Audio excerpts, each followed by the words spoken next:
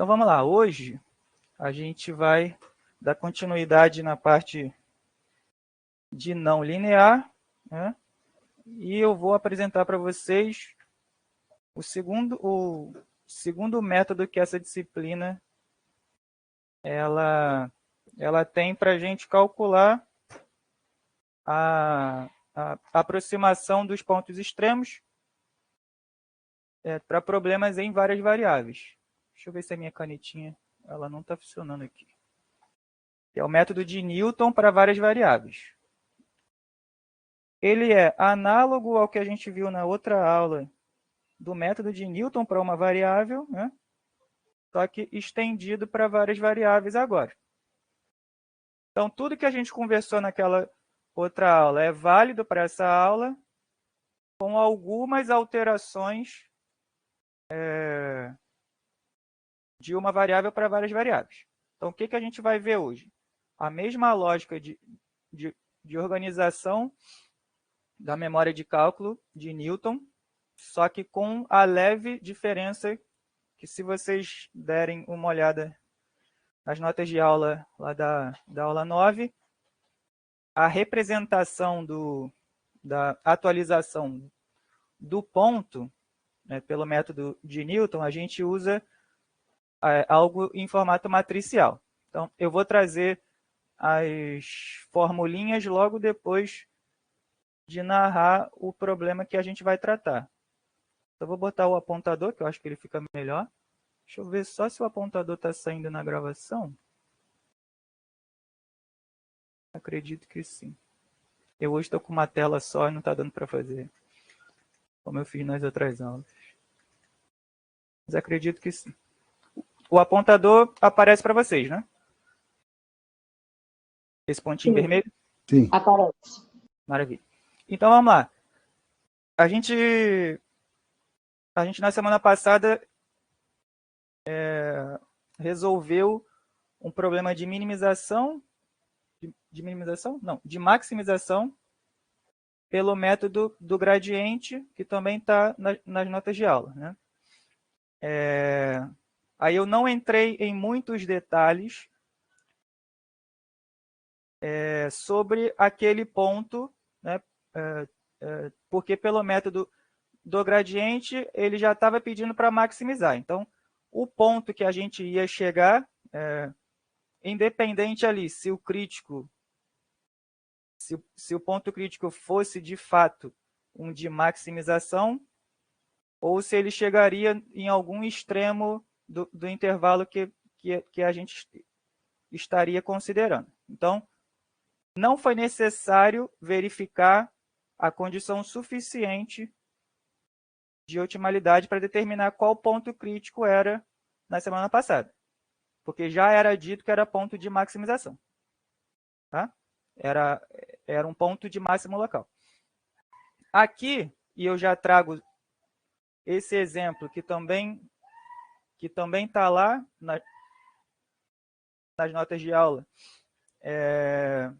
sem indicar qual que é o ponto, para vocês perceberem também que pelo método de Newton, eu não vou precisar dizer qual é o extremo que eu estou calculando, né? Que ele vai me dar algum extremo. Só que depois de calcular, ou até mesmo antes, eu já consigo definir quais são os extremos, né, pela condição necessária de otimalidade, que é o gradiente igual a zero. Aí eu já sei quantos pontos eu tenho, quantos pontos extremos eu tenho para esse problema.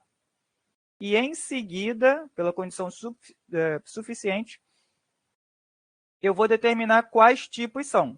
Se é ponto de mínimo local, ponto de máximo local, ou se é ponto de cela. Isso a gente vai ver hoje, tá? Porque aqui ele só vai dizer o extremo e não qual extremo é. Então, o exemplo que eu trouxe foi em duas variáveis, né? F de x1, x2 igual a x1 menos 2 elevado à quarta, mais x1 menos 2x2 elevado ao quadrado. E o ponto inicial é o ponto 0,3. A gente indica ele, né? Ao invés de x1, x2, a gente coloca o índice em cima para determinar que é o ponto de partida, né? Que é o ponto 0, né? E a gente vai seguir dele para as próximas iterações. Então, quando o índice estiver abaixo, é o índice da variável, x1 ou x2, ou x, y, z. Né? Então, o índice na parte inferior é qual variável, considerando um problema em várias variáveis. Quando o índice estiver acima, né? Quando o índice for superior, ele representa o ponto que eu estou, ou a iteração que eu estou, sempre considerando todas as variáveis do meu problema. Então, o ponto x0, né, superior zero aqui, é o ponto inicial ou o palpite, né, que a gente vai começar, vai iniciar o algoritmo para a gente chegar num ponto aproximado. Então, o palpite inicial, o x0, ele é dado por x1 igual a 0 e x2 igual a 3. Esse é o nosso palpite inicial, né? Como solução inicial, dada uma precisão epsilon de 0,1. Então, quando a diferença de um ponto, né, do ponto atual para o ponto anterior, for algo em torno de 0,1, aí a gente aceita essa aproximação e o método páreo. Né? Aqui não vai ser uma diferença simples, porque vocês têm que perceber lá que para uma variável era uma diferença em módulo, mas aqui a gente vai ter que calcular a norma da diferença. Então, ele é um pouquinho diferente do que a gente faz para uma variável. Então, como que a gente começa? Primeiro, calculando as derivadas parciais em cada uma das variáveis do problema. Então, a parcial da função em x1, né? O 4 vem para frente, repete x1 menos 2, cai um expoente do de cima, dá 4 vezes x1 menos 2 elevado ao cubo. Aí, deriva a segunda parte do somatório em x1, né? Só esqueço que aqui eu não posso clicar forte. Então, derivando em x1, x2 é constante. Então, não tem nada multiplicando x1, é só derivar a função toda. Então, o expoente cai para frente, 2 vezes x1 menos 2x2. E essa é a derivada parcial em x1. Depois calcula em x2, né, que é tomando x1 como constante. Isso aqui vira zero. Derivando parcialmente em x2. Como existe alguma coisa multiplicando x2, a gente deriva dentro e deriva fora. Então, derivou dentro, menos 2 vem para frente. Aí agora olha para a função como um todo. Deriva a função toda, o expoente vem para frente. Então, é menos 2 vezes o 2 que caiu, menos 4. Repete a função x1 menos 2x2. E é isso aqui. Então, isso aqui a gente vai usar a cada iteração do método de Newton. Então, isso é o gradiente, né, que a gente vai precisar usar. Isso é o gradiente da função. E, em seguida, a matriz hessiana dessa função. Que são as derivadas parciais, né? 2 vezes em x1, depois em x1 e em x2, depois em x2, depois em x1, e por fim, a parcial em x2 duas vezes, que aí eu já trouxe resumidinho aqui para a gente. Ela vai ter essa carinha, 12 vezes x1 menos 2 ao quadrado mais 2, é essa a primeira parcela. A segunda parcela vai ser menos 4, a terceira menos 4, esses caras são iguais aqui. E a última parcela, a parcial 2 vezes em x2 dá 8. Então, deram essas constantes aqui, e essa primeira parte ainda em função de x1. Sabendo isso, né, sabendo o gradiente e sabendo a hessiana, eu consigo executar o método de Newton. Aí, olha como que isso aqui é extremamente parecido com o que a gente fez para o método de Newton em uma variável. Agora eu vou trocar para a canetinha. Só trocar de cor aqui. O que a gente fez lá para o método de Newton em uma variável não era xk mais 1 igual a xk menos a derivada de primeira ordem, né? F' de xk, sobre a derivada de segunda ordem, duas linhas de xk. Era isso que a gente fazia lá. Então, só que essa notação é uma notação para uma variável. A gente precisa estender para várias variáveis. Aí, como que a gente estendeu aqui? Ó, ao invés de ser só uma variável, são várias variáveis, aí a gente teve que trocar essa notação. E o que era essa divisão, a gente trocou para gradiente. Então, é o gradiente aqui em xk. Esse é o gradiente, que antes era representado pela derivada de primeira ordem.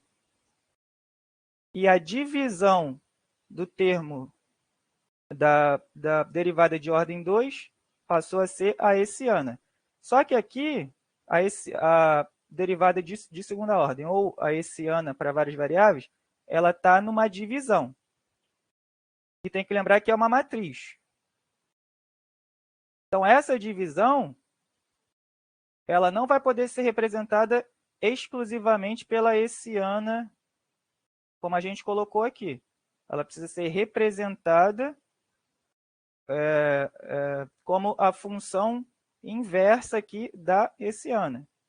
Então, essa divisão, para manter toda a notação, por isso que ela está elevado a menos 1 aqui. A mesma representação dessa divisão.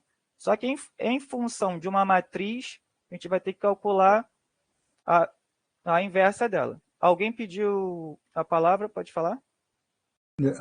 Na verdade, eu entendi. Na verdade, esse hx de k menos 1 é a inversa da hessiana, é isso? Essa aqui, isso. É a inversa entendi. dela para manter essa Seria, você está notação. fazendo por analogia como se fosse o F duas linhas de x1 elevado a menos 1. Só que, obviamente, como ela é uma matriz, na verdade é a inversa da matriz. Inversa Né? da matriz, exato. Entendi. Tá. Eu só não lembro o que é o hessiano, se é o determinante da inversa. Bom, mas você vai chegar lá. Ok.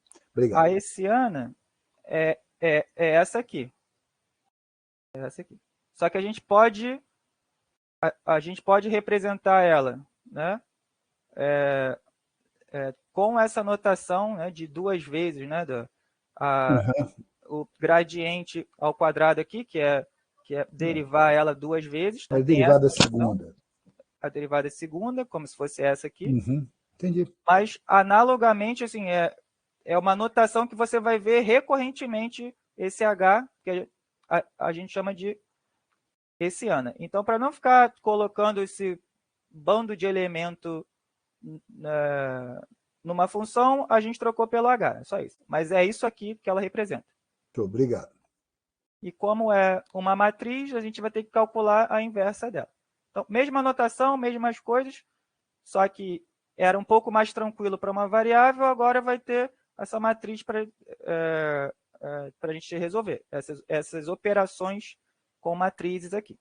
Então, vamos ver como que fica. Vamos lá. Então, na primeira iteração, o que a gente vai ter que fazer? Vai ter que pegar o ponto inicial, que é o 0,3, vai ter que calcular o gradiente no ponto dado. Então, né? Para cada valor de x1 igual a 0 e x2 igual a 3, a gente vai ter que substituir no gradiente, né? Para calcular ele no ponto x0. Que aí calculando vai dar em x1 menos 44 e em x2 24. E a gente vai ter que calcular a hessiana, né, para a gente ver que matriz é essa naquele ponto, no ponto dado, para depois calcular a inversa dela. Então, calculando no ponto, esses valores já são fixos, menos 4 e 8. A gente só vai substituir no ponto o valor de x1 no elemento 1, 1 da matriz hessiana, que é 12 vezes o x1 lá, que é 0, menos 2 ao quadrado. E ficou com essa carinha aqui. Então, deu essa matriz, 50 menos 4 e 8. Aí, o que a gente vai fazer para chegar na matriz inversa? Né? Que aí vai solicitar de vocês uma lembrança do que vocês viram aí não tenho certeza, né? Vocês podem ter visto em cálculo numérico ou em álgebra linear 1. Que é calcular essa inversa pela eliminação de Gauss-Jordan. Como que a gente vai chegar nisso? Eliminação de Gauss-Jordan.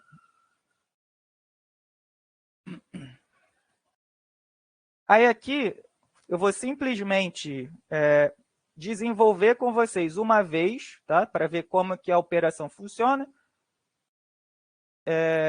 Mas depois eu já vou calcular diretamente, porque vocês vão ver que, sabendo calcular a inversa com valores em determinadas posições, vocês já podem calcular a inversa diretamente, sabendo qual é a fórmula dela. Então, para deduzir a fórmula, eu trouxe isso para vocês. Então, a hessiana num ponto xk qualquer, ela é, né, só lembrando aqui, para duas variáveis, né? Se fossem para 3 variáveis, vocês iam ter que fazer esse procedimento numa matriz 3 por 3 ao invés de 2 por 2, e a lógica se mantém a mesma, achar a inversa dessa forma aqui. Então, para uma matriz 2 por 2, a gente tem os elementos da matriz, ó, A, B, C e D, e para calcular a inversa, eu vou determinar, né, que eu tenho a identidade dela e eu quero fazer com que a primeira parte chegue na identidade e a segunda vai ser o resultado das operações que eu tenho, é a matriz inversa. Então, essa primeira porção tem que ficar na identidade para a segunda ser a matriz inversa.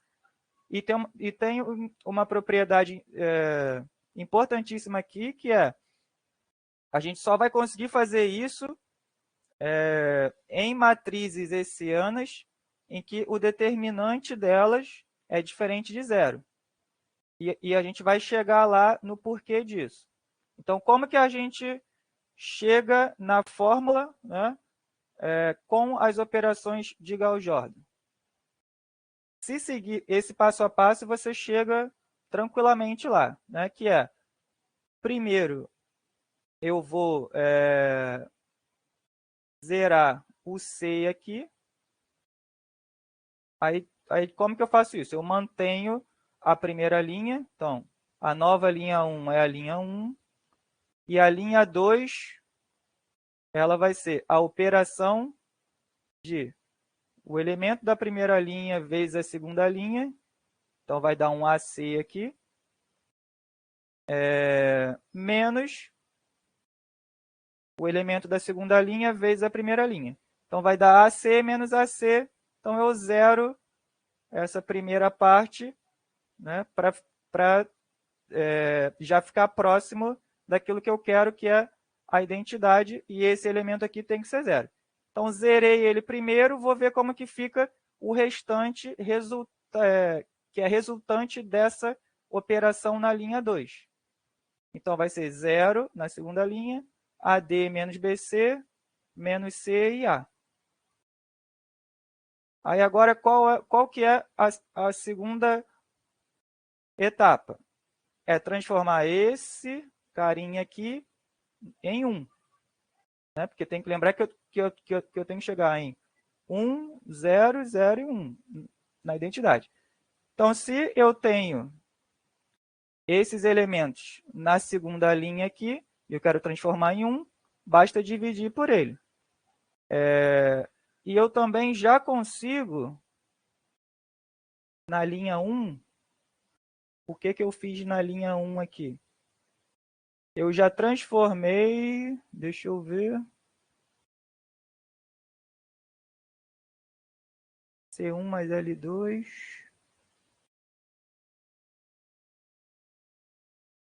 Você zerou, ou você transformou A em 1 ou B em 0. Espera aí. Nada nessa mão, nada na outra.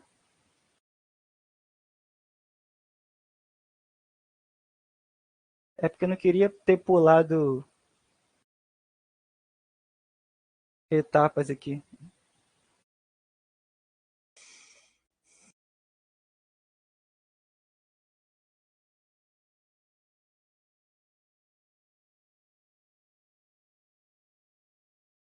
Não, aí, aqui eu ainda não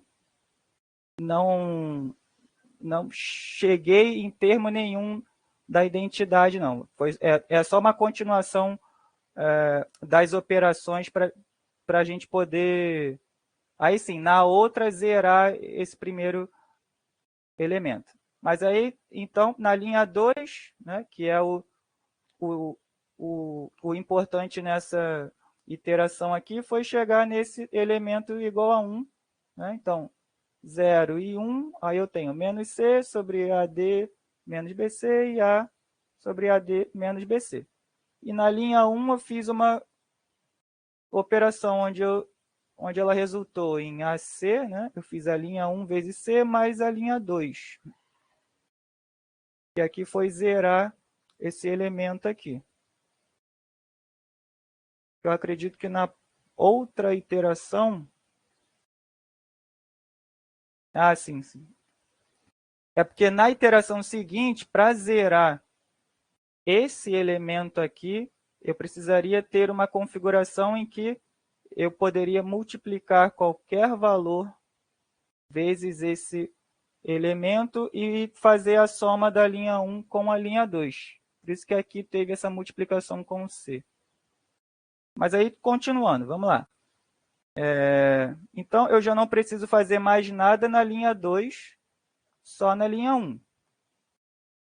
A nova linha 1, né, da terceira iteração, ficou AC, AD, 0 e A.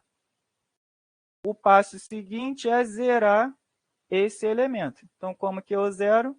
Eu multiplico a linha 2 por AD, né, por A vezes D, e depois somo. Né? Aliás, faço essa diferença aqui entre a linha 1 e a linha 2. Então, a nova linha 1 vai ser a linha 1 menos AD da linha 2. Aí eu consigo zerar esse elemento aqui.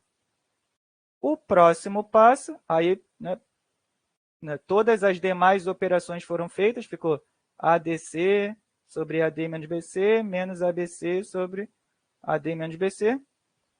E o próximo passo é transformar esse elemento em 1, para a gente ficar com a identidade deste lado. Então, o que a gente faz aqui? A gente pega a linha 1, né, a nova linha 1 vai ser a linha 1 dividido por AC. A gente chegou na identidade desse lado. Que aí vai ficar como, né? Vai ficar D sobre AD menos BC, menos B AD menos BC, menos C sobre AD menos BC e A sobre AD menos BC. Então, essa multiplicação toda, essa divisão toda aqui de cada elemento do lado direito, né, que é a inversa, dá para a gente trazer para fora. Então, vai ficar 1 sobre AD menos BC, com cada elementozinho agora, que representa a função inversa, que é D menos B menos C e A.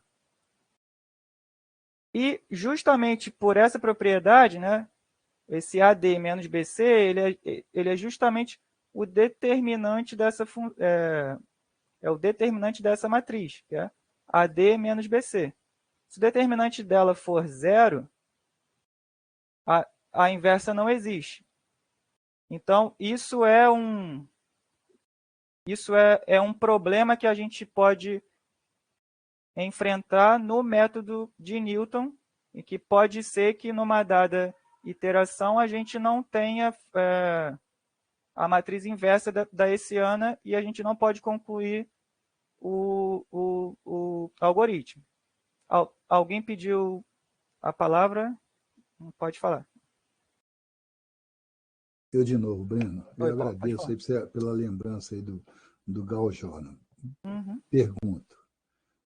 Na prova, eu posso só aplicar o conceito de que a matriz pela inversa, a matriz pela inversa dela vai dar identidade e cair num sistema e achar a inversa? Sim, sim. Beleza. Esse, na verdade, Não, é o formato mais fácil. entendi. Né? Não, Isso beleza. aqui está uma sopa de letrinha aqui, pode ficar até mais confuso. Mas aí por que isso? Porque se você for capaz de decorar a fórmula, aí é só colocar. Né? Eu já sei que a inversa vai seguir essa característica da matriz principal, Tá. aí você coloca. Como eu não sou muito fã de ficar decorando fórmula, se você caiu, né, nessa matriz hessiana, para qualquer valor que seja aqui, você vai colocar a identidade do lado e vai fazer as operações que forem necessárias. Ok? Beleza, beleza. Outra pergunta relacionada a isso também, né? Algumas calculadoras fazem isso, né? Algum problema nisso? Aí eu ainda não tenho certeza, porque é a primeira vez que a gente está trazendo isso para o curso. Eu vou ter que ver com o Ormeu, mas assim, se a calculadora for permitida, a resposta é sim. Ok, Né? obrigado. Então é isso. Aí a gente, a partir de agora, para as próximas iterações, a gente vai usar essa formulinha lá para a gente não perder muito tempo na aula. Então vamos voltar. Breno, Oi, então você estava fazendo todo aquele cálculo ali para chegar na fórmula, né? Então a gente pode ir direto para a fórmula. isso, Se a para gente chegar na conseguir fórmula. decorar. A gente, Entendi. a gente deduziu ela aqui para ver por que é isso que eu estou colocando para vocês. Por que é Entendi. 1 sobre 384 vezes a matriz 8, 4, 4 e 50. Que é simplesmente essa alteração, tá vendo? Esse elemento foi para essa posição, esse elemento foi para essa posição, e eu fiz a troca de sinais desses elementos. Beleza. Então, para deduzir. Se você decorar a fórmula e já quiser colocar automaticamente, né, aí você faz assim. Se não lembrar, tem que lembrar das operações de Gauss-Jordan, que também não é tão difícil assim, né, para fazer. E, como o Paulo falou, se a calculadora fizer, aí eu vou confirmar lá se vai ser permitido ou se vai ter que fazer um desses dois procedimentos que eu mostrei aqui. Não, Então, beleza. Obrigada. maravilha. Então, a gente já sabe quem é a matriz inversa da hessiana no ponto x0, que é 1 sobre 384 vezes a matriz, né, 8, 4, 4 e 50.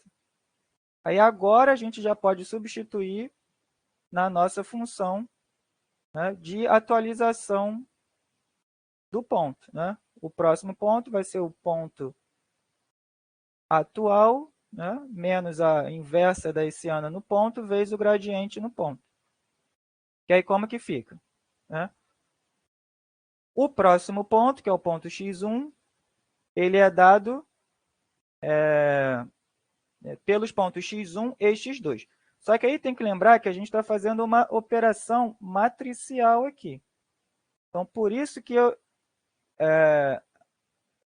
aqui eu já dei uma resumida de como ficaria, mas tem que lembrar que a gente está fazendo isso aqui. Aí, para essa primeira iteração, eu vou colocar, mas para as próximas a gente já faz direto. Que é isso aqui. Então, para esse ponto, é o x1, é o ponto x1, é dado pelo ponto x0, menos a inversa da hessiana, então 1 sobre 384, a matriz 8, 4, 4 e 50, vezes o gradiente. Quem é o gradiente no ponto? O gradiente no ponto, aí tem que lembrar que é uma matriz 2 por 2, só posso fazer uma multiplicação de uma outra matriz que bata com o elemento coluna da primeira, tem que bater com o elemento linha da outra. Então, tem que ser uma matriz 2 de alguma coisa aqui. 2 por alguma coisa. Tem que lembrar que ela é por 1 aqui, né?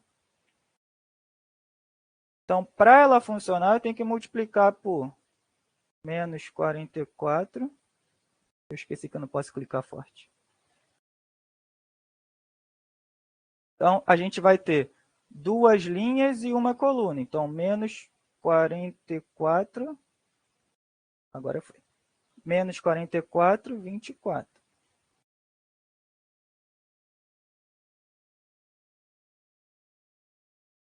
Aí, como que isso vai ficar para cada elemento, já que a gente está considerando isso aqui, né? x1, x2.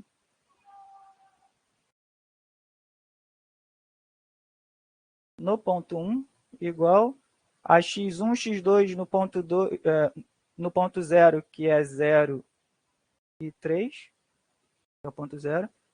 E essas operações. Aí, como que a operação ela vai funcionar? A gente vai pegar aquilo que corresponde ao ponto 1, a gente vai fazer linha, coluna, ou até a gente já pode resolver aqui. Vamos fazer a operação dessa matriz. A resultante vai ser uma 2 por 1. Né? E a gente vai fazer a operação linha, coluna, vai dar um elemento. E linha, coluna vai dar outro. Então, esse elemento aqui, quem é ele? É linha vezes coluna. Né? Então, 8 vezes menos 44, mais 4 vezes 24. E quem é esse aqui? Esse aqui vai ser 4 vezes menos 44, mais 50 vezes 24. Aí, esse aqui é o elemento. Deixa eu trocar para o apontador. Esse elemento é o elemento 1, ou x1, e este elemento é o elemento 2, ou x2. Então, a gente vai seguir essa lógica. A gente vai somar tudo que for com x1, então x1 aqui vai representar, né, igual a esse x1 daqui e esse x1 daqui. O x2 vai ser esse x2 é igual a este x2 menos 1 sobre não sei o que vezes esse x2. Então, por isso que está nessa configuração aqui. Então, ó, olha o 8 vezes menos 44 mais 4 vezes 24, é essa operação que a gente fez aqui. E por que ele está em x1? Porque ele é o primeiro elemento da matriz resultante dessa operação de matrizes. Então, por isso, ele representa o elemento x1. E quem é o elemento x1 aqui? É 0 menos o determinante, né? 1 sobre 384, vezes essa operação matricial do primeiro elemento. E aí, resolvendo, vai dar 0,666. E quem é o x2? É todos os que representam o x2 aqui. Então, é 3, olha o 3 aqui, menos, né? Menos quem? 1 sobre 384 na divisão aqui, vezes o elemento da posição 2 do vetor, que é resultante dessa operação entre matrizes, que é o 4 menos 44 mais 50 vezes 24, que é o que está aqui.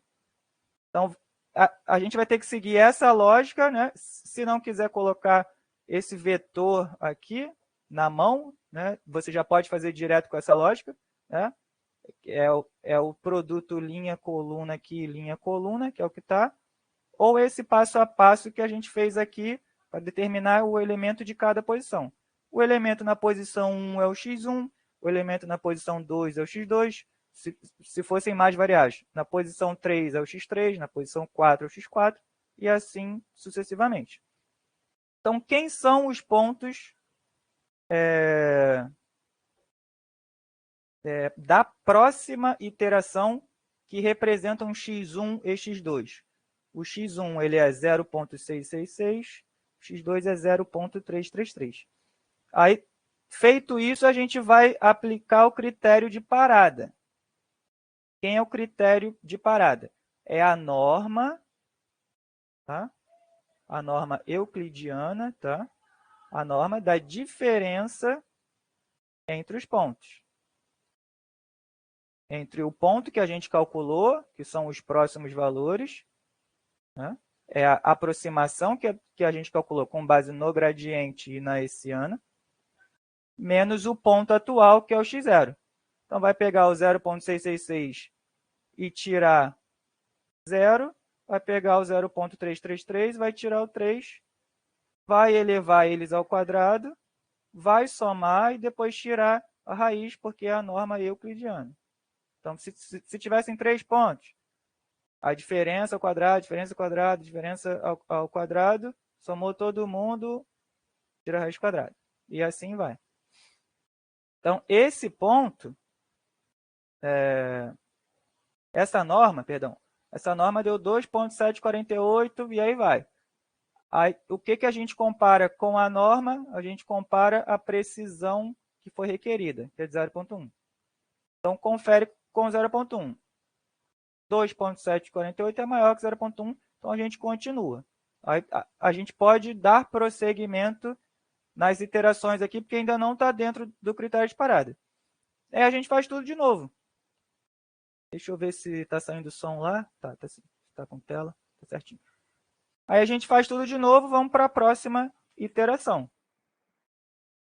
Né? Lembrando que a gente vai poder usar isso tudo aqui, e agora eu já incluí a regrinha da inversa da hessiana para a gente não perder tempo. Então, eu pego o ponto que foi calculado lá, né? que representa a iteração seguinte, a iteração 1, vai ser o 0,666 e 0,333.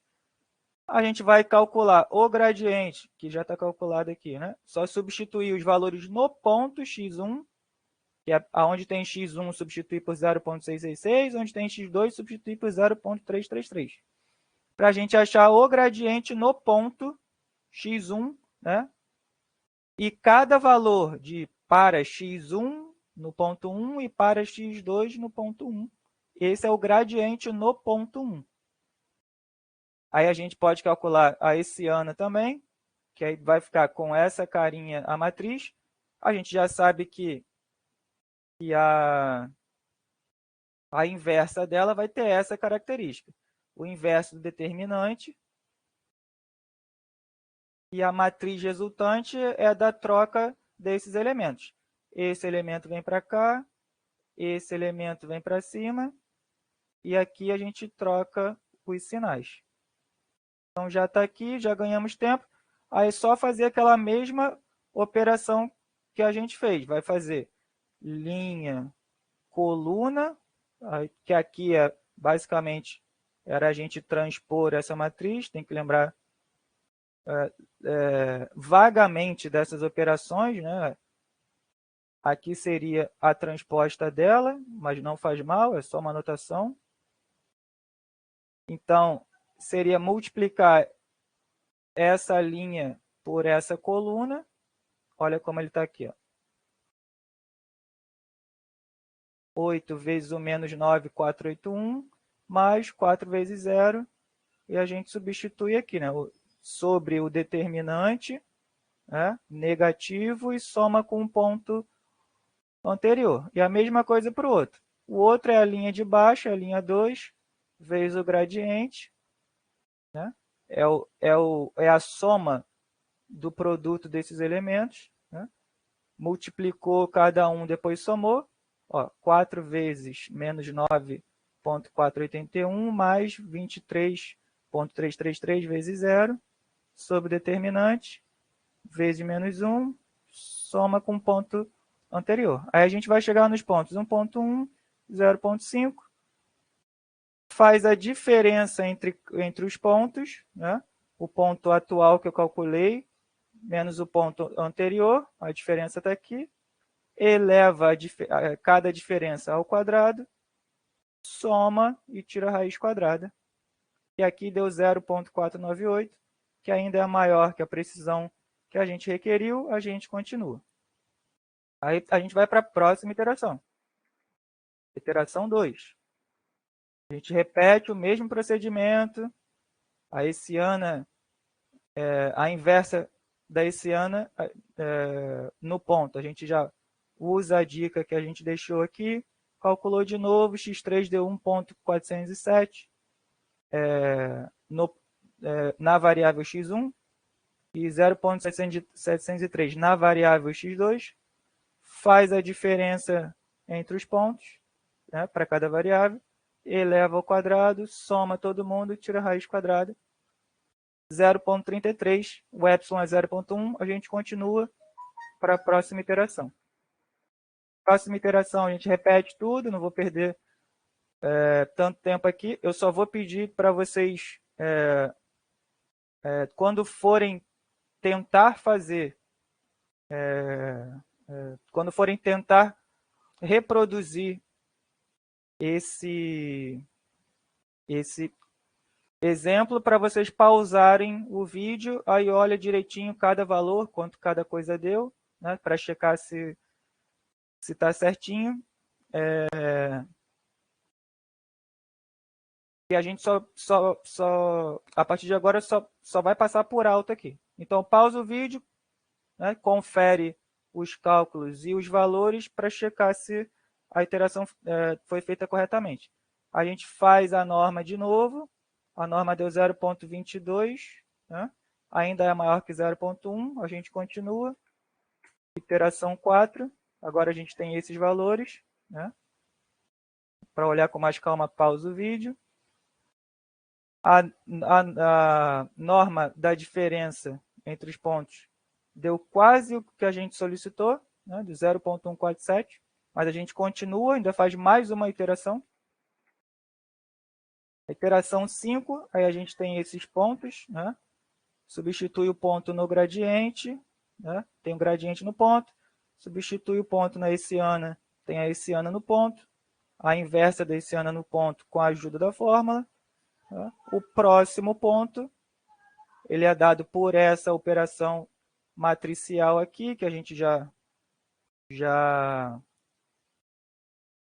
simplificou ela aqui para cada valor de x1 e de x2. O x1 no ponto 6 deu 1.824 e alguma coisa, que a gente aproximou aqui. E o x2 deu 0.91 alguma coisa, que a gente aproximou, fez a diferença entre os pontos, né, para poder calcular a norma. Elevou ao quadrado cada um, somou, tirou a raiz quadrada e deu 0.09, né? Que é inferior ao 0.1 que a gente solicitou.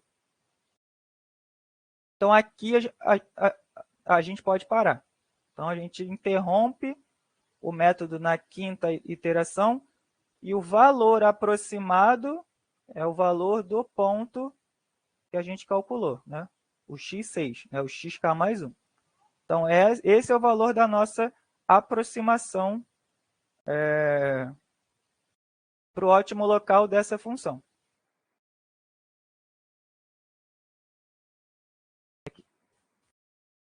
Então, esse é o valor da aproximação para o ponto extremo com uma precisão de 0,1.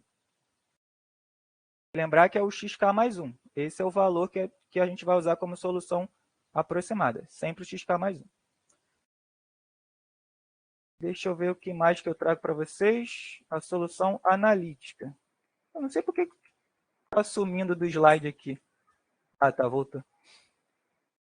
Aí, vamos supor, então, que ao invés de aproximar, eu quero verificar agora se a aproximação que eu fiz faz sentido com o que eu aprendi dos conceitos de otimização, né, para problemas não lineares. Então, eu vou conferir com as condições necessárias e suficientes de otimalidade para ver se o ponto que eu calculei está correto. Então, a gente sabe que a condição necessária é o gradiente ser igual a zero. Então, a gente já calculou lá qual que é o gradiente, a gente está só trazendo aqui. A derivada parcial em x1 dá essa função, que a gente não vai usar agora, mas a parcial em x2 dá essa aqui, menos 4x1 menos 2x2 igual a zero. Com essa aqui, a gente pode chegar à conclusão de que menos 4x1 menos 8x2 igual a zero. Né? Espera aí que eu estou apertando o botão e não pode aqui. Então, a gente chega à conclusão que x1 é igual a 2x2. Então, com a parcial em x2 igual a zero, a gente já tem essa característica entre x1 e x2. Né? X1 é o dobro de x2. Com essa informação, eu vou substituir na primeira função, né, que é a parcial em x1 igual a zero. Vou substituir onde eu tenho x1, substituo por 2x2. Onde eu tenho x1, substituo por 2x2. Substituir aqui deu 2x2 menos 2 ao cubo, mais 2 vezes x1, troquei por menos... x1, troquei por 2x2. Né? 2x2 menos 2x2 dá zero. Cortei esse elemento aqui. Só um minutinho que eu já vou dar a palavra já. Deixa eu só botar a canetinha. Era 2x2 aqui, que eu substituí. 2x2 menos 2x2, aqui deu zero. Então, só ficou esse elemento aqui, que apareceu aqui. Né? 4 vezes 2x2 menos 2 ao cubo igual a zero. Né? O único resultado disso aqui é isso aqui ser igual a zero.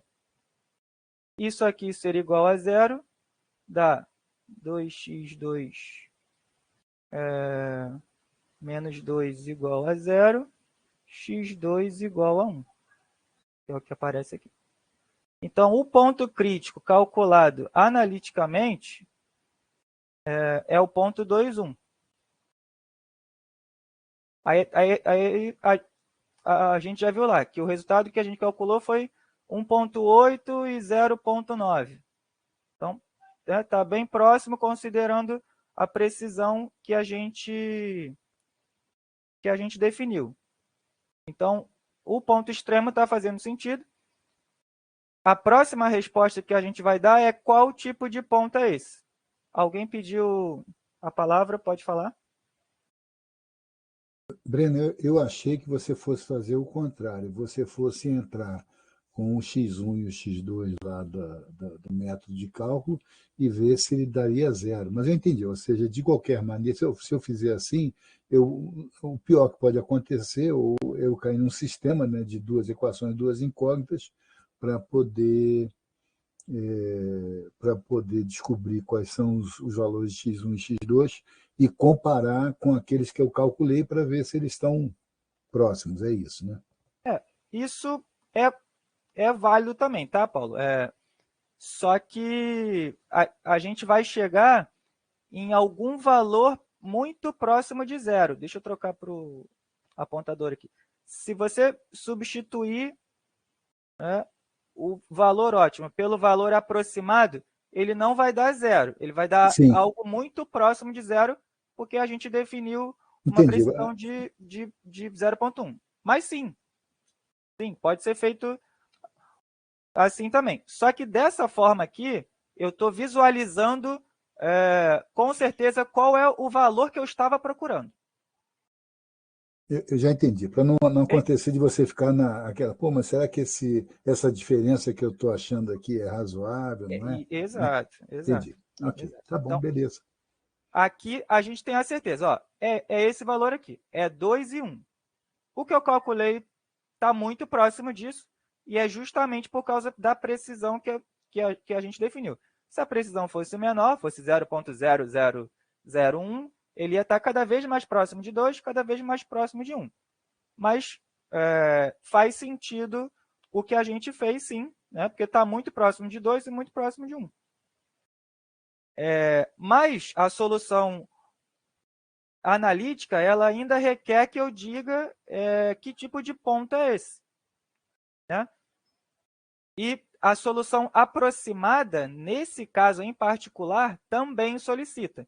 Tá? Porque aqui eu só estou dizendo que eu determinei um extremo aproximado, que é o 1.9, o 1.8 alguma coisa e o 0.9. Mas eu não sei que tipo é. Então, tanto na solução aproximada quanto na analítica, a gente vai precisar partir para a condição suficiente para dizer qual tipo de ponto é. Mas, no caso de provas, não sei porque que meu slide está pulando assim, mas tudo bem. Mas no caso das provas, vocês só vão calcular, né, a condição suficiente se for solicitado, tá, gente? Então, assim, aproxime um ótimo local. Então, é só fazer as iterações que a gente fez, tá? Não precisa necessariamente dizer qual ponto que é, a não ser que o enunciado solicite expressamente, tá? Então, aproxime um extremo local, né, e diga que extremo é esse. Então, no enunciado vai ter que estar escrito, diga qual extremo é esse. Se for para dizer qual extremo é, a gente precisa da condição suficiente, tá? E aí, como eu tinha dito para vocês, tem aquelas regrinhas que estão nos corolários 1 e 2, né? Que é olhando para hessiana, né, para a matriz hessiana, né, ou a derivada de ordem 2, se a gente vai ser capaz de dizer qual extremo é esse. Aí, só para reforçar o que está lá nos corolários 1 e 2, eu vou narrar brevemente. O corolário 1 se o determinante for positivo, né, todos os menores principais líderes forem positivos, ele é ponto de mínimo local. O corolário 2, ele já implica em duas respostas, né? Que é, a depender do meu menor principal líder, né? A depender da posição dele, ele tem que seguir a seguinte regrinha, né? Que é, o sinal do menor principal líder tem que ser menos 1 elevado à posição dele. Então, o menor líder de posição 1, se ele for... Espera aí que não é igual, não. Qual é o sinal do menor principal líder 1, né, de tamanho 1, para que ele atenda ao corolário 2? Ele vai ter que ter o sinal em que essa regrinha está definida, que é menos 1 elevado a k. Então, o menor líder, o menor principal líder da posição 1, ele precisa ter sinal negativo, menor que 0. Por quê? Porque é menos 1 elevado a 1, dá menos 1. Então, o sinal tem que ser negativo. E o na posição 2? Na posição 2, menos 1 elevado ao quadrado dá 1, então, maior que 0. Então, ele tem que ser negativo nas posições ímpares. Ele tem que ser negativo nas posições ímpares e positivo nas posições pares. Então, se ele seguir essa regrinha, né, negativo nas posições ímpares e positivo nas posições pares, ele é ponto de máximo local.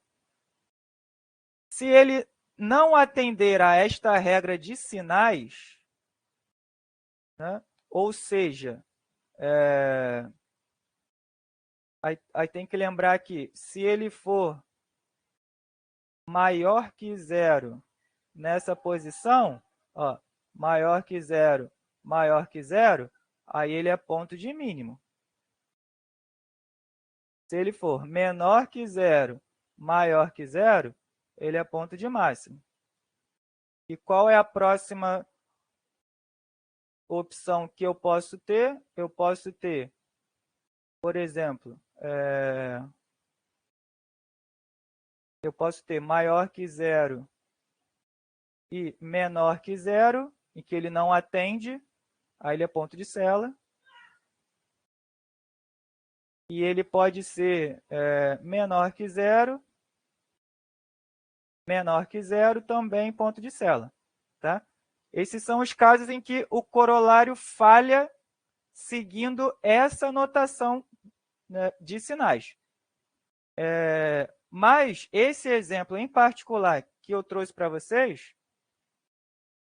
a gente não tem como afirmar isso. Por quê? Porque no ponto calculado, quando a gente substitui os valores na hessiana, no ponto, ele dá essa matriz aqui. 2, menos 4 e 8. O menor principal líder na posição 1, ele deu 2. Então, ele deu maior que zero. Então, aqui ele deu maior que zero. Ele pode ser ponto de mínimo ou ponto de cela, a depender do menor líder de posição 2. O menor líder de posição 2, o determinante, né, da matriz resultante da exclusão, né, de n-k linhas e n-k colunas, que na verdade deu a própria hessiana, porque a gente só tem duas variáveis, o determinante dela foi zero.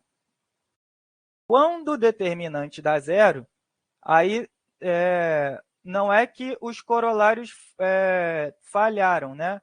E a gente pode dizer que é ponto de cela, porque a gente não tem como determinar isso, porque é zero. Zero não está na lógica da regrinha dos corolários. Zero é inconclusivo. Tá? Quando a gente cai em casos inconclusivos, aí a gente tem que recorrer para derivadas de ordem superiores. Tá? Eu tinha dito na aula anterior que a gente ia entrar nisso hoje, e a gente vai entrar. Então, como que a gente resolve daqui para frente? Né? Daqui para frente, eu não vou poder só olhar mais para hessiana.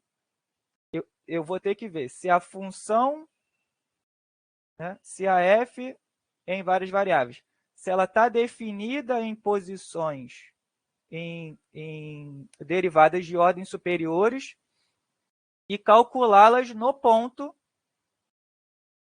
através da inclusão desse lambda d aqui, em que esse lambda d ele vai me dizer se eu olhar a partir daquele ponto numa direção, numa vizinhança entre o ponto que eu calculei, essa função ela vai apontar para onde? Ela vai ser positiva, ela vai ser negativa, ou ela não vai ter uma direção definida, né? A depender da configuração, ela pode ser hora positiva, hora negativa, tá? E é com isso que a gente vai trabalhar para a gente responder a essa pergunta. Então, se eu for capaz, né, de determinar uma função resultante da aproximação da série de Taylor nas derivadas de ordem superiores, em que a função está definida, e eu consegui dizer, olha, essa função é positiva. Se essa função for positiva, né, essa função aqui, essa aproximação da série de Taylor, se ela for positiva, ela é ponto de mínimo local. Ou não, se essa função for negativa, né, para qualquer valor, ela é negativa, ela é ponto de máxima. Ou não, ela ora tem valores negativos, ora positivos. Aí é ponto de Celan. Então, é com base na expansão da série de Taylor até a derivada de ordem superior, em que a função está definida, a gente vai escrever essa expansão e avaliar se essa função é positiva, negativa, ou se ela não tem sinal definido. Tá? Aí, como que a gente fez isso? Eu já cheguei na resposta final aqui, mas eu vou deduzir ela com vocês. E é importante que está gravado, aí isso fica para os próximos semestres. Se tiver dúvida, assiste com calma, mas a gente vai deduzir elas do porquê que eu cheguei nessa função, né, doidinha aqui. E por que eu tô concluindo que ela é ponto de mínimo. Então, vamos para o próximo slide. Eu vou ter um pouquinho de espaço aqui. Deixa eu só ver a hora. Ver se a gente consegue... Tá, 15 para as 9, ok. Então, vamos lá. Como que eu cheguei, né, nessa loucura aqui? E tem que lembrar que quando eu falo que a função f em várias variáveis, essa aqui, que ela está definida em derivadas de ordens superiores, é que eu vou derivando essa função, né, em x1 e em x2 várias vezes, né, diversas vezes, ainda sem levar em consideração o ponto ótimo, né, só derivando ela, chega num dado momento em que todas as derivadas são zero. Tá? Então, eu vou derivando e eu vou vendo. Aí, eu vou precisar trocar a minha notação para que ela faça sentido. E eu vou trocar as notações de derivadas, tá? Porque faz todo sentido a gente usar essa notação matricial aqui, mas quando a gente vai para ordens superiores, a gente não tem como representá-las mais para conjuntos de dimensões 3, dimensão 4, então a gente vai renomear. Então, pensem da seguinte forma, quando eu falo em derivada parcial em x1 e em x2, que é o gradiente, eu represento lá com ρ de f, ρ de x1. Mas, a partir de agora, eu vou representá-las como f em 1, onde f em 1 representa a derivada parcial da função na variável de posição 1, que é o x1. Isso é f1. Tá? E quem é f2? f2 é a derivada parcial da f na variável de posição 2. Então, a parcial da função em x2 é f2. Aí eu vou construir isso analogamente para ordens superiores. Então, quem é esse elemento aqui? Esse elemento não é a hessiana, ela não é a derivada parcial duas vezes em x1? Eu posso representar da seguinte forma. F de 1, 1. F de 1, 1 é a derivada parcial, duas vezes, da f em x1 duas vezes. E quem é esse elemento aqui? Eu não derivei primeiro em x1, depois em x2? Então, ela é a f de 1, 2. Primeiro em x1, depois em x2. Então, é a parcial duas vezes. Primeiro em x1, depois em x2. Tá? Porque até dois elementos eu consigo representar numa matriz. Né? Mais do que isso, eu não consigo. Né? Por que eu estou dizendo isso? Porque eu vou precisar derivar essa função em ordens superiores. Então, quem é a derivada parcial... na verdade, não. Quem é a derivada de ordem superior de grau 3? Aí eu vou ter que analisar a f de 1, 1, 1, né? Que é... né? Acompanha comigo, ó. Deixa eu trocar para o apontador aqui, ó. Essa posição é a derivada parcial duas vezes em x1. Então, é o x11, tá? Para a derivada de ordem superior, né, igual a 3, né, de ordem 3, eu vou ter que derivar esse primeiro elemento em x1 novamente, depois em x2. Então, cada elemento vai dar mais uma parcial em x1 e em x2. Então, se eu tenho 4 elementos aqui, para a ordem 3, eu vou ter o dobro disso. Por quê? Porque eu vou ter essa derivada em x1 primeiro, depois em x2. Depois essa em x1, né? Depois em x2. Em x1 e em x2. E assim sucessivamente. Então, deixa eu voltar para o lápis. Né? Então, quem é a F111? A F111 é a derivada parcial. Né? Estou derivando 3 vezes. Parcialmente em x1 3 vezes. Então, quem é esse aqui? É o 12 x1 menos 2 ao quadrado mais 2. Então, quem é a derivada parcial em x1 aqui? Né? Para uma derivada de ordem superior igual a 3. Eu derivo de novo. Então, o expoente do 2 cai. Então, 12 vezes 2, 24, vezes a própria função, que é x1 menos 2. Agora, quem vai ser a f de 1, 1, 2? Né? Que é essa mesma posição que a gente fez, só que agora parcialmente em x2. Ela vai ser 0, porque eu não tenho x2, nessa parte da matriz. Eu só tenho x1. Então, vai ser 0. E, analogamente, para todos os outros, em que eu só tenho constante, todas as outras parciais, tanto em x1 e em x2, vão ser 0. Então, só vai servir para mim essa parcial aqui, porque eu tenho valores diferentes de 0. E isso aqui vai entrar na minha aproximação da série de Taylor. Então, esse carinha vai entrar.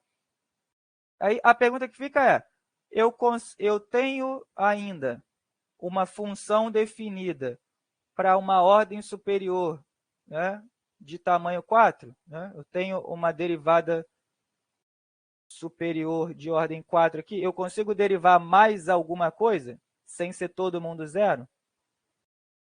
E a resposta é sim, porque eu ainda consigo derivar esse elemento que sobrou aqui, ó, o x111, e eu ainda consigo derivar ele em x1. E todos os outros vão ser 0. Como que isso vai ficar? Vai ficar, quem é a de ordem superior igual a 4? É a f de 1, 1, 1, 1 de novo, em que eu estou derivando em x1. E aí vai ser o próprio x1, ele vai virar constante, vai sobrar 24. E a partir daqui, né, para ordens superiores agora, né, para a ordem 5, né, de 5 para cima, eu só tenho valores zeros. Então, eu não consigo fazer nenhum valor diferente na expansão da série de Taylor, porque todos os valores vão ser zero. Então, eu vou parar na posição, né, no grau igual a 4, em que eu vou ter essa função aqui, que aqui eu não estou representando em função de nada, mas ela é em função de x1 e x2. Tá? E essa daqui também, em função de x1 e x2. Porque, no fim das contas, eu preciso sempre substituir os valores, né, do meu ponto crítico aqui. Em que na derivada superior de ordem 3, eu ainda vou ter valor para o x1, né? Mas na de ordem 4 não. Não importa qual valor, a de ordem 4 ela é constante 24. Aí como que a gente vai representar isso? A gente vai pegar a aproximação da série de Taylor. Eu dei uma resumida aqui, tá? Então, lambda vezes o gradiente vezes a posição D, em que a posição D, gente, na verdade, ele é um vetor, tá? Porque eu estou querendo andar numa direção, numa determinada vizinhança. Então, o lambda é como se fosse o tamanho da minha direção. Então, pode ser, por exemplo, uma constante. Então, se eu posso dar um passo de tamanho 1, ou o dobro, ou o triplo, ou o quádruplo. Então, ele é um multiplicador nesse sentido. E o D, ele é uma direção. Então, como a gente tem duas variáveis aqui, essa direção ela pode ser na direção D1 ou D2. Tá? Então, qual direção que eu estou indo, né? Para qual lado? Para a esquerda, para a direita, para cima ou para baixo, e o lambda é um fator nele. Então, eu estou avaliando nessa vizinhança. E por isso que esses lambdas D aparecem aqui, substituindo na expansão da série de Taylor. Então, a gente vai ter esse primeiro elemento aqui, né? Lambda gradiente no ponto T vezes a direção, mais aí é a própria formulinha da expansão. Lambda ao quadrado sobre 2 fatorial dt esse ano x no ponto vezes o d. Aí o próximo é lambda 3. Deixa eu colocar aqui que a gente vai precisar. Tem lambda 3 sobre 3 fatorial vezes, aí aqui, deixa eu anotar ele direitinho, porque eu tenho que fazer um somatório que a partir daqui já não fica mais. Estou colocando somatório, somatório, somatório.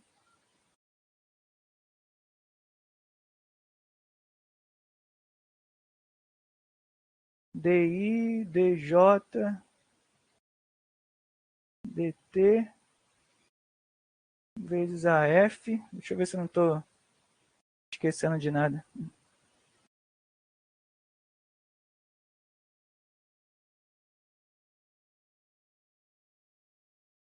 Deixa eu procurar na minha colinha aqui. Só um minutinho.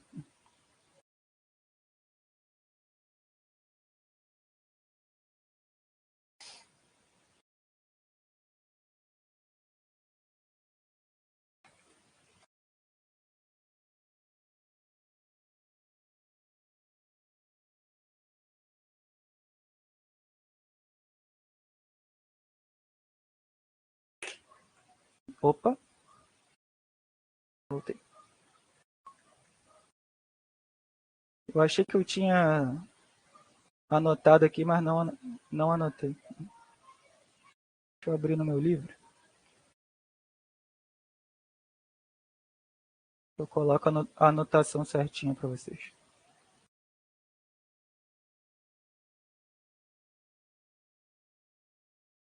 Cadê? Tá.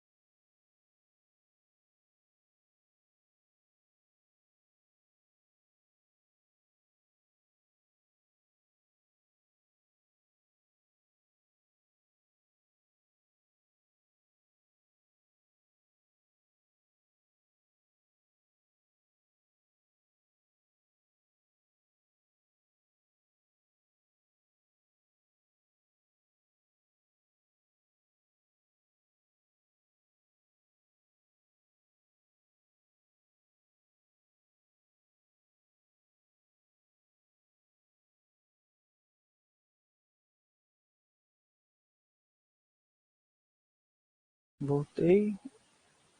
IJT no ponto mais lambda D. É isso. Aí aqui é IJT e os pontos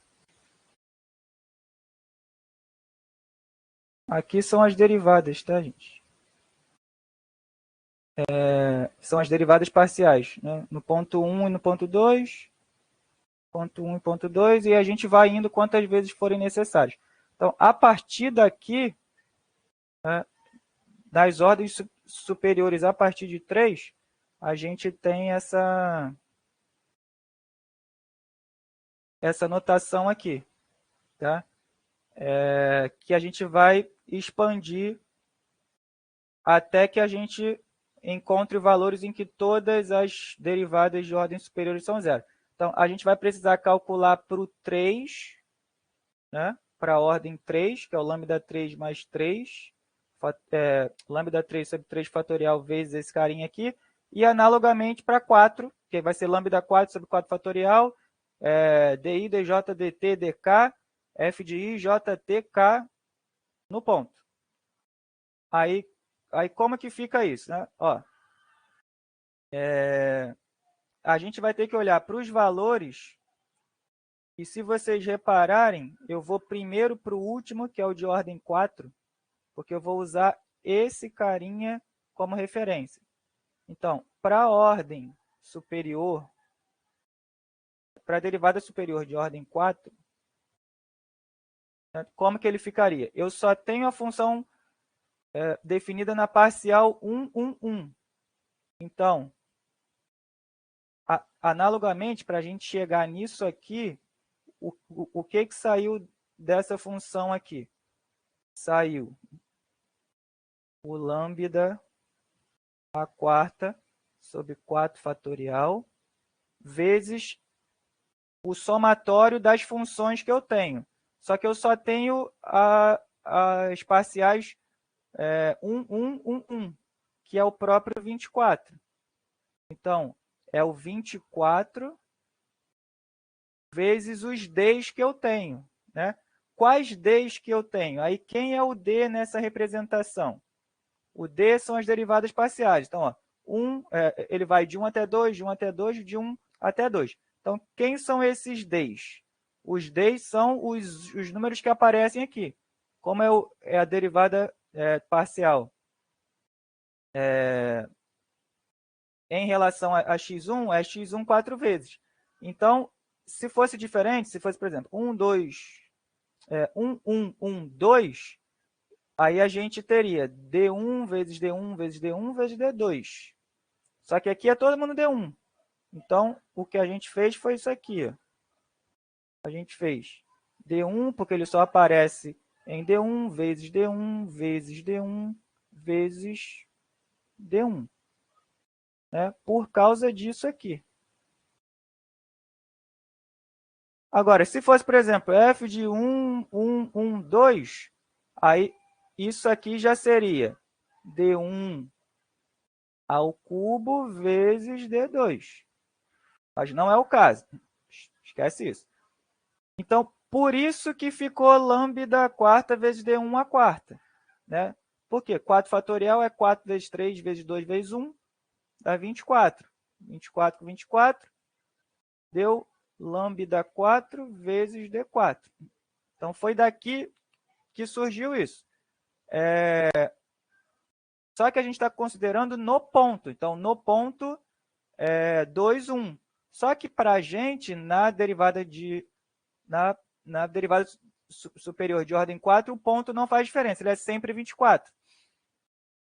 Mas no de posição 3, ele vai fazer diferença. Então, quem é o na posição 3? Também é só 1, tá? É o F111, é esse aqui, ó. Só que a derivada parcial de ordem 3 no ponto crítico é 2, 1. Quem é x1? É 2. Então, A parcial é 24 vezes x1 menos 2. Só que no ponto a gente vai substituir o x1 por 2 aqui, né? Ou seja, a F1, 1, 1, no ponto 2, 1, ele é 24 vezes 2 menos 2, dá 0. Então, ele deu 0 e a gente não vai usar a de ordem 3, porque todos os outros são 0 e no próprio ponto é 0. Então, por isso que só sobrou a de ordem 4 e a de ordem 2. A de ordem 1 ela também é 0, porque lembrem-se, o gradiente é 0. Então, ele já zera esse fator. No ponto, né, no ponto crítico, o gradiente é 0. E a única coisa que a gente vai precisar calcular é a parte da hessiana, né? Aí, como é que fica a parte da hessiana? A parte da hessiana aí eu vou trazer aqui o dt, a hessiana no ponto que a gente já calculou. Deixa eu apagar aqui para a gente já botar direto.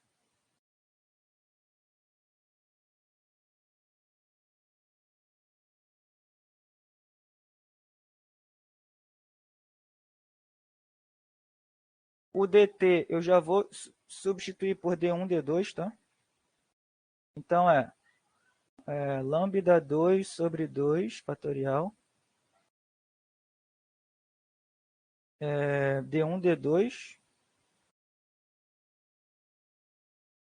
que é a direção, vezes a hessiana, né? Quem é a hessiana? É 2 menos 4, menos 4, 8.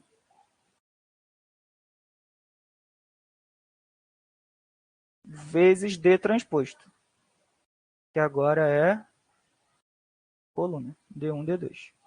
Então, é isso que a gente vai precisar calcular aqui para chegar nisso aqui que eu já coloquei para vocês.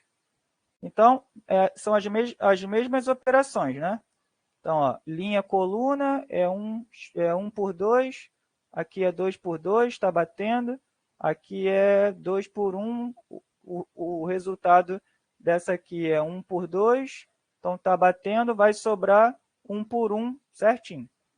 Então, como que vai ficar? Ó? Linha coluna, então vai ser... Quem que é o resultado disso? Lambda 2 sobre 2 fatorial. Vai ser linha, coluna. Vai sobrar uma matriz 2 por 1.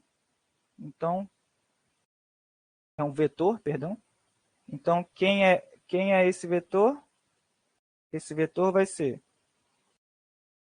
D1 vezes linha, coluna. D1 vezes 2.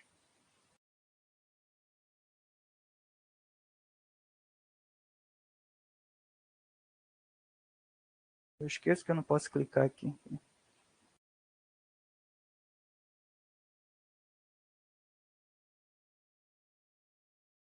D1 mais D2 menos 4. Linha, coluna.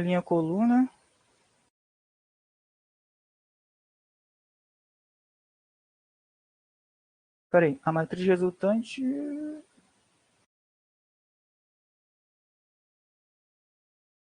é uma 1 por 2. Espera aí que eu calculei errado aqui. É aqui. Uma linha, 2 colunas.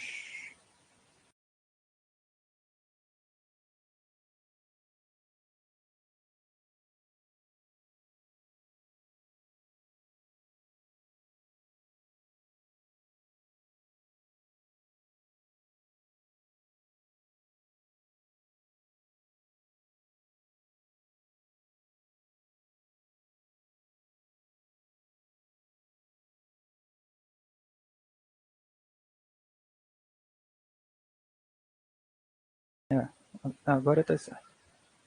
Então, 2D1 menos 4D2, né? Linha, coluna, e a outra linha, coluna. Então, menos 4 D1 mais 8D2 vezes o vetor D1, D2. Né? Linha, coluna. Como é que vai ficar isso? Vai ficar lambda 2 sobre 2. Linha, coluna, mais linha, coluna. Vai ficar 2D1 vezes D1, 2D1 ao quadrado.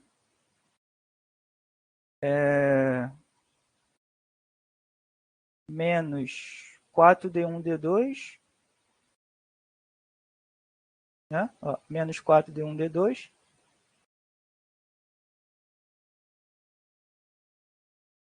Mais menos 4D1 ao quadrado.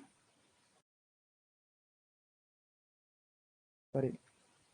Esse vezes esse. Não, perdão. Menos 4D1D2. É muito D1D2. Menos 4D1D2. Mais 8D2 ao quadrado.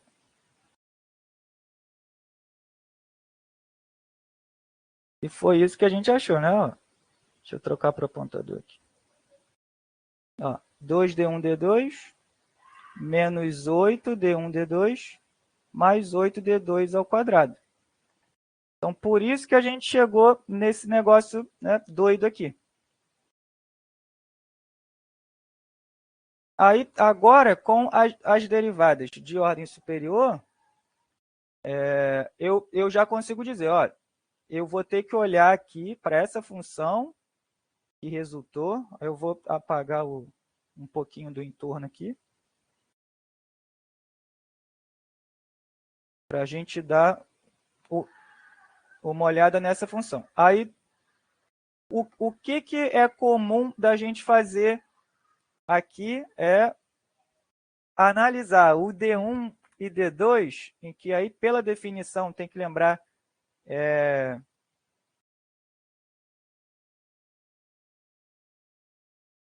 que D1 e D2 eles têm essa característica que eu esqueci de apresentar para vocês. Já. A norma do vetor D ela tem que ser igual a 1. Então, eu somo, né? Eu faço a soma dos quadrados dos valores de D1 e D2. Né? Então, D1 ao quadrado mais D2 ao quadrado, tirou a raiz, tem que ser igual a 1. Então, quais valores são possíveis para o D1 aqui? Né? Para que a norma seja 1, é comum a gente analisar D1 igual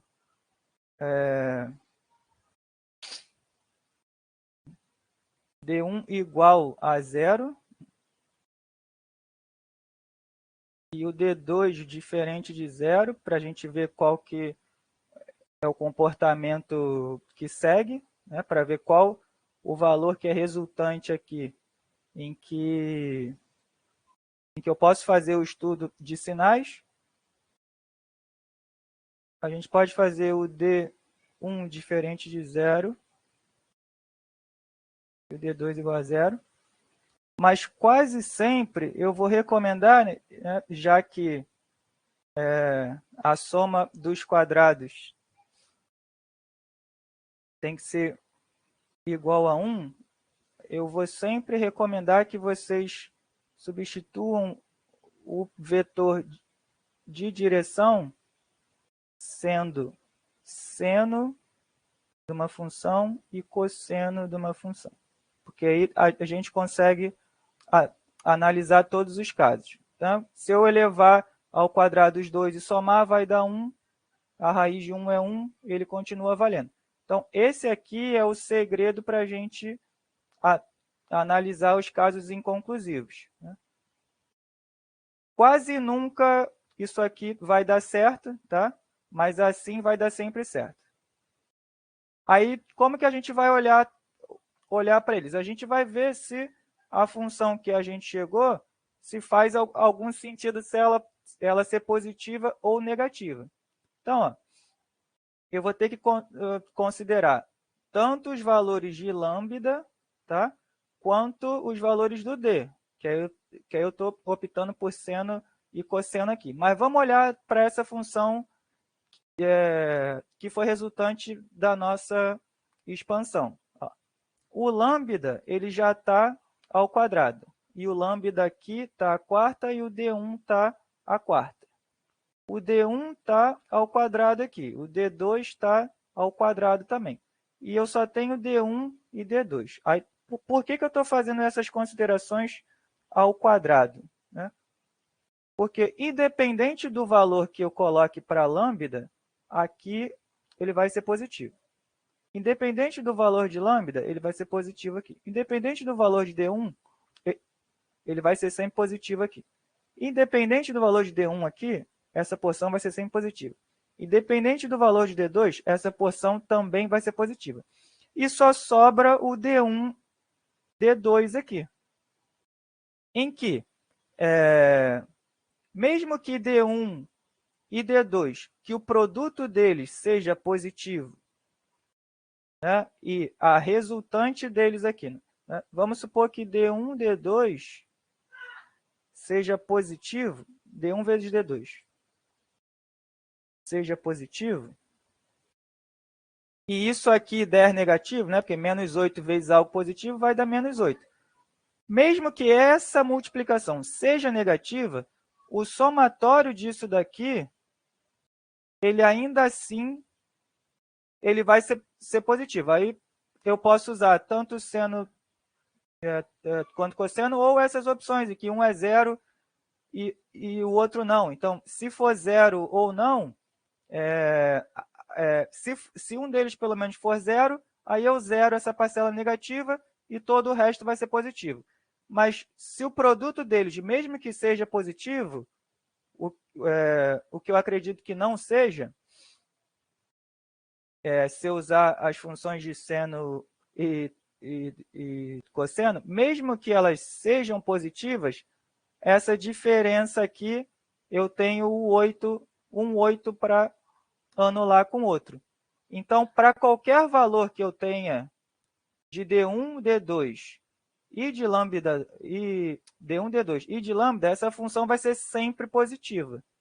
Então, se essa função vai ser sempre positiva, eu posso afirmar agora, com as derivadas de ordem superiores, que ela é ponto de mínimo, porque para qualquer valor ela é positiva. Aí, né, eu sei que só de observar isso vai ser muito difícil, mas o que eu vou sugerir para vocês? Né? Que depois, ao assistir ao vídeo, que vocês coloquem essa função em algum software online, né? Substituindo, né, lambda, né, por alguma variável e os D1 e D2 por seno e cosseno de uma dada variável, tá? Então, vocês vão ter duas variáveis e o plot vai ser em 3D. Então, ao plotar essa função em três dimensões, considerando lambda sendo uma variável